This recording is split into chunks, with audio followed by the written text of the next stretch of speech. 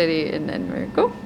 Hello again. I'm going to be talking to you now about the Donnacan stone, our perhaps most famous stone that we have within our collection.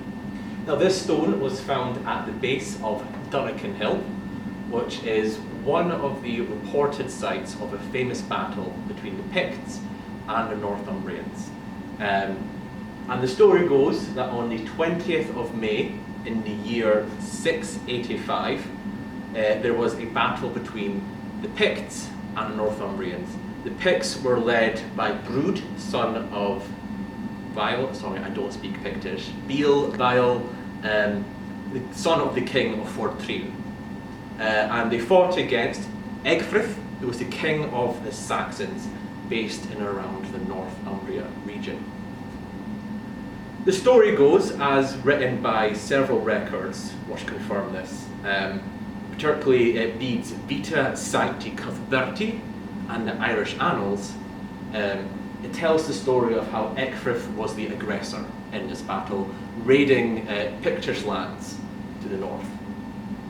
Through what I believe to be more likely through a series of small conflicts and skirmishes, the Picts perhaps leading the invading army through the Strath Valley, if it was indeed held in Angus, through the Strath Valley, picking off people here and there, and using the landscape to their advantage to cause the invading army to end up in a swamp, the famous Nectan's Mere, which the battle gets its name from.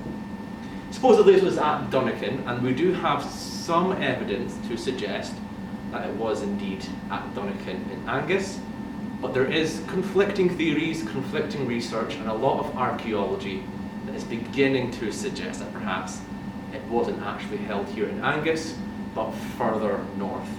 So we have two potential areas. But I'm going to talk about Angus in this and kind of perhaps make Angus's case a little bit. But the story goes that in this battle,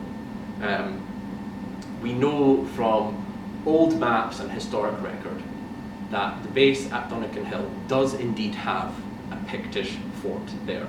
A very small one, perhaps likely to have been more of a village than a fort, but we do know that the Picts were definitely living on Donnacan Hill here in Angus. We also know that at the north end of the hill, the base, there was a loch there and very marshy, swampy land. And I live there, I can confirm, very marshy and very swampy.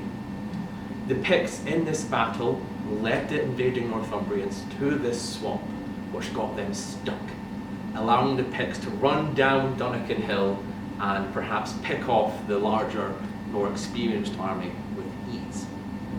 Now, we do have some evidence to suggest it might have been here, and this comes from the work of an antiquarian called George Chalmers. He was the chap who first suggested that the famous Battle of Donnacan or Dunnectan was here in Angus. Unfortunately, as an antiquarian, he was not a trained archaeologist, so the archaeology that he did find was unfortunately destroyed.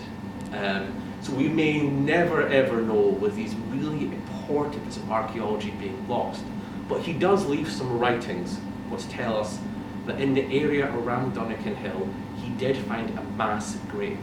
Bodies kind of all crammed together alongside weapons. There was also several kists found in and around the area as well.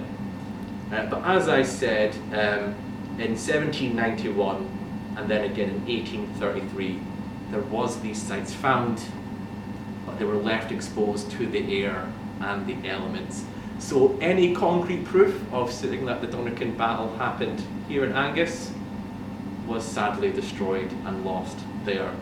So we may never actually know if it was actually Donnacan here in Angus, but the story is still phenomenal and it has inspired many works of writing and art.